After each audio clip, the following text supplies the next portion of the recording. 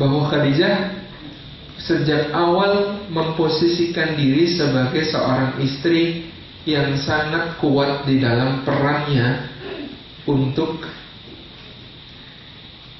mengorbankan segala yang dipunya bagi dakwah Rasulullah SAW. Maka kita ingat ketika Aisyah cemburu kepada Khadijah karena Rasulullah senantiasa menyebut-nyebut tentang Khadijah, Rasulullah menyebutkan keutamaan-keutamaan Khadijah. Karena Aisyah mengatakan, kenapa kau masih menyebut-nyebut wanita tua yang sudah mati, yang Allah sudah gantikan untukmu yang lebih baik daripada dia. Kata Rasulullah dengan wajah merah, demi Allah, Allah tidak pernah menggantikan untukku yang lebih baik daripada Khadijah. Karena Khadijah beriman kepadaku ketika semua manusia ingkar. Khadijah menyerahkan hartanya kepadaku ketika semua manusia kikir. Dan Khadijah memberikan kepadaku, lewat Khadijah Allah memberikan kepadaku anak-anak yang tidak diberikan oleh Allah lewat istri-istriku yang lain. Jadi kata beliau, Khadijah beriman ketika semua orang kufur. Ya, kalau kemudian kita melihat berbagai macam riwayat, semuanya sepakat wanita pertama yang menjadi mukminah yang beriman kepada Rasulullah SAW adalah Khadijah. Tanpa keraguan sejak awal risalah, dan dengan peran yang sangat luar biasa di saat-saat kritis, dengan pemahaman dan pengertian yang sangat dalam kepada apa yang kemudian dialami oleh Rasulullah SAW. Saya ingat membaca riwayat Al-Bukhari tentang Rasulullah ketika mendapatkan wahyu pertama itu. Itu satu peristiwa yang sangat menakjubkan, bahwa Rasulullah berangkat ke Gua Hira sudah sering berulang kali dalam usia-usia menjelang 40-nya. Dengan penuh perenungan beliau bertahanus di Gua Hira di atas, dan kemudian membawa bekal yang disiapkan oleh Khadijah, yang Khadijah kemudian senantiasa untuk kemudian mengawasi, memantau bagaimana beliau ada di sana dan mencukupi segala kebutuhannya dengan mengirimkan pembantu-pembantu yang hilir mudik terus menerus untuk kemudian menyiapkan kebutuhan Rasulullah SAW. Dan ketika satu waktu Rasulullah mendapatkan wahyu dan beliau pulang, kita membaca di dalam sirah itu beliau mengisahkan bahwa beliau pulang itu dalam keadaan yang sangat shock. Kenapa shock? Anda membayangkan orang yang sedang merenungkan betapa jahiliyahnya umat, betapa rusaknya keadaan, betapa kemudian manusia sedang berada di dalam hal-hal yang sangat-sangat menjijikkan, berapa kerusakan moral, betapa kemudian kerusakan tata politik, betapa kemudian kemanusiaan itu tergadaikan di tengah-tengah masyarakat. Dia pikirkan itu semuanya, dia renungkan. Dia berada dalam perenungan-perenungan itu, tiba-tiba saja datang makhluk yang datang dari langit dan mengatakan kepada Muhammad, kira-kira makna wahyu pertama itulah, iya Muhammad, itulah keadaan manusia dalam keadaan kebobrokan yang sangat parah, dan kami serahkan semua itu untuk diubah menjadi masyarakat yang indah, yang gilang gemilang kepada engkau, pundakmu sendirian. Itu orang yang sangat shock. Muhammad pulang, dia cerita dalam keadaan menggigil, ketakutan, berkeringat dingin. Dan kemudian sampai di depan pintu Khadijah, masih kemudian dalam keadaan seperti itu. Dia menggigil, berkeringat dingin, ketakutan. Respon Khadijah saya kira sangat menentukan sejarah dakwah berikutnya. Anda kan seorang Khadijah itu orang yang tidak penuh pengertian, tetapi hanya ingin dengan egois mengetahui apa yang ingin dia ketahui. Tentu saja Muhammad dalam keadaan seperti itu pulang, pasti langsung diberondong pertanyaan oleh Khadijah. Kan semua istri seharusnya begitu. Kalau suaminya pulang dalam keadaan pucat pasi, ketakutan, menggigil, berkeringat dingin, normalnya seorang istri bertanya, ada apa? Tetapi inilah hebatnya Khadijah. Kehebatan Khadijah justru karena dia tidak bertanya. Karena ada satu semangat di dalam dirinya, dia percaya sepenuhnya kepada suaminya. Dan hajatnya untuk tahu itu bukan sesuatu yang penting lagi ketika dia kemudian bertanya dengan pemahaman bahwa nanti kalau Muhammad sudah tenang, dia akan lebih cerita dengan lebih jernih. Nanti kalau Muhammad sudah tenang, dia akan bercerita dengan lebih baik. Nanti kalau Muhammad sudah tenang, dia pasti tanpa ditanya pun akan bercerita. Karena mereka sejiwa, karena mereka pasti akan berbagi dalam tiap beban yang dihadapi di kehidupan. Maka inilah hebatnya Khadijah, dia justru tidak bertanya ketika Muhammad pulang dalam keadaan menggigil. Saya menduga sejarah dakwah akan berbeda ceritanya kalau kemudian Khadijah itu ketika Muhammad pulang dalam keadaan pucat pasi, ketakutan itu, justru Khadijahnya kemudian bertanya, ada apa? Dengan lebih panik begitu. Ini peran Khadijah. Khadijah itu buffer. Kalau di kimia kita belajar buffer itu larutan penyangga ya, yang mempertahankan pH agar tetap dalam kestabilan tertentu. Nah, buffer dalam psikologi itu satu penyangga untuk kemudian mempertahankan seseorang di dalam kestabilan. Kestabilan ketika menerima guncangan-guncangan besar di dalam hidup, baik guncangan yang menyenangkan maupun guncangan yang meruntuhkan gitu ya. Saya ingat kemarin dapat cerita di sebuah buku yang ditulis Pak Abdul Ghafur. Ya, betapapun semua orang itu bisa menjadi guru bagi kita untuk kita pelajari berbagai macam hal tentangnya. Tahun 50 itu tentara hampir tidak bergaji.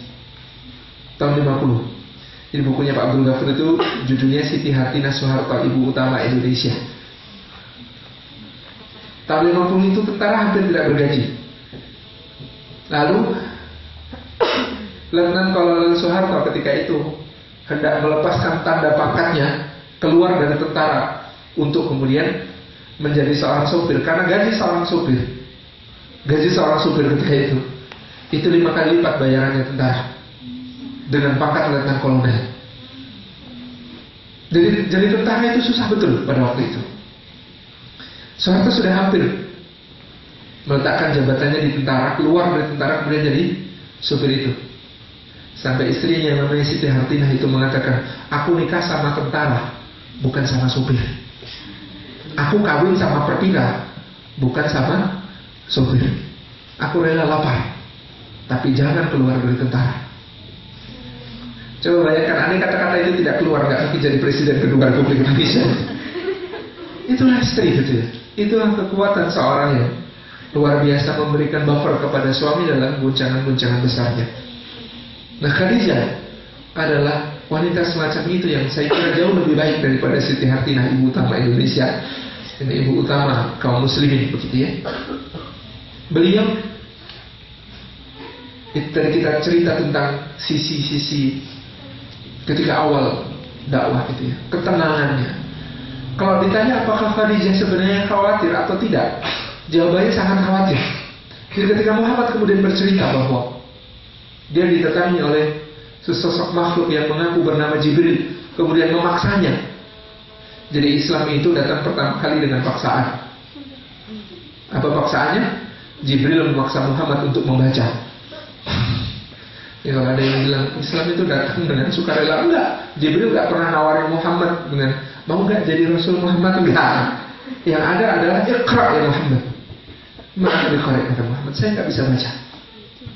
Iqra, saya enggak bisa baca. Iqra, malah dibekap sampai kemudian hampir kehabisan nafas. Dan kemudian dituntut Iqra bismi rabbikal ladzi khalaq sampai akhir itu.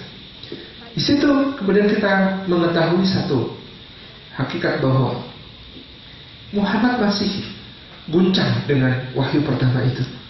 Lalu dia cerita kepada Khadijah ketika pulang itu dengan kemudian zamiluni selimuti aku. Khadijah tidak bertanya, dia selimutin, selesai, mulai tenang, istirahat, lalu bangun. Ketika bangun, Muhammad cerita kepada Khadijah tentang itu. Dan ketika itu kemudian Khadijah dilanda kepanikan yang luar biasa, tapi dia tetap tersenyum. Yang dia lakukan adalah tidak menunjukkan kepanikan itu kepada Muhammad, tetapi dia tunjukkan kepanikan itu kepada sepupunya yang namanya Waraqah bin Nawfal. Di tempat curhatnya lain. Kalau Muhammad curhat pada dia, tidak mungkin dia kemudian menunjukkan kepanikan yang lebih parah sebenarnya itu kepada Muhammad. Dia akan tunjukkan itu kepada orang lain. Dan orang itu adalah Waraqah bin Nawfal. Cerita kepada Waraqah. Kata Waraqah, ini lebih membuat semakin shock lagi karena kata Waraqah, demi Allah itu pasti namus besar yang pernah datang kepada Musa. Dan sesungguhnya kalau itu sudah datang kepada suamimu, dia adalah lelaki yang terpilih. Dia adalah lelaki yang disebut oleh Taurat dan Injil. Dan percayalah padaku, suamimu akan disakiti, suamimu akan dilempari batu, suami akan dikatakan gila, suamimu akan dikatakan penyair, suami akan dikatakan penyihir, suamimu akan dikatakan dukun, suamimu akan disakiti, diperangi, bahkan mungkin dibunuh. Jadi makin mengkhawatirkan saja. Tapi kata Waraqah, andai aku masih diberikan umur oleh Allah, maka aku akan berdiri di sampingnya untuk menjadi pembela yang paling setia. Jadi Waraqah di situ memaparkan dua hal sekaligus. Lewat Waraqah Allah memberikan satu gambaran kepada Khadijah tentang apa yang akan dihadapinya pada hari-hari yang akan datang. Inilah Allah Subhanahu wa taala kalau memberikan tugas itu, memberikan ta'rif dulu. Ta'rif qabla taklif, gitu kan? Dalam kaidah dakwah kita adalah ta'rif qabla taklif. Dikenalkan dulu bahwa kamu itu dapat namus besar, dapat hal yang besar, dapat karunia agung, tetapi sekaligus risiko-risikonya juga besar. Mulai dari dicaci maki, disakiti, dibunuh, bahkan diperangi. Tapi hadapilah semua itu, karena itu membawakan kemuliaan dunia dan akhirat bagi kamu. Nah, Khadijah sebagai istri Muhammad ternyata disiapkan juga oleh Allah untuk tahu itu sejak awal, sehingga dia tidak terkaget-kaget dengan perjalanan dakwah suaminya nanti. Maka sebuah pernikahan seharusnya dibangun juga dengan semacam itu, mengetahui resikonya nanti seperti apa, kedepannya akan seperti apa. Yang membayangkan, kata Ustaz Didik Purwodarsono, membayangkan punya suami Ustaz itu kayaknya indah. Tetapi apa ia begitu? Tanyakan bahwa dia ditinggal tiap akhir pekan, ditinggalin anak-anak kecil-kecil yang banyak sekali, dengan rumah yang berantakan tidak terurus karena yang dipikirkan suaminya ada begitu banyak hal yang lebih besar daripada sekedar sampah yang numpuk di tempat sampah begitu. Tapi itu risiko besar gitu ya. Ya. Inilah Allah Subhanahu wa taala menerangkan kepada Khadijah lewat Waraqah itu satu risiko besar yang akan dia alami. Dan dia kembali kepada suaminya, dan ketika suaminya mendapatkan jeda yang cukup lama sehingga dia khawatir, dia takut Allah akan kemudian meninggalkannya. Khadijah yang sebenarnya panik juga, yang sebenarnya khawatir juga, justru menengkar Rasulullah dengan kata-kata, tenanglah wahai Rasulullah, demi Allah, Allah sekali-kali tidak akan pernah meninggalkanmu, sebab engkau senantiasa menyambung kerabat, silaturahim, engkau senantiasa menyantuni anak yatim, engkau senantiasa membantu fakir dan miskin, dan engkau berakhlak mulia.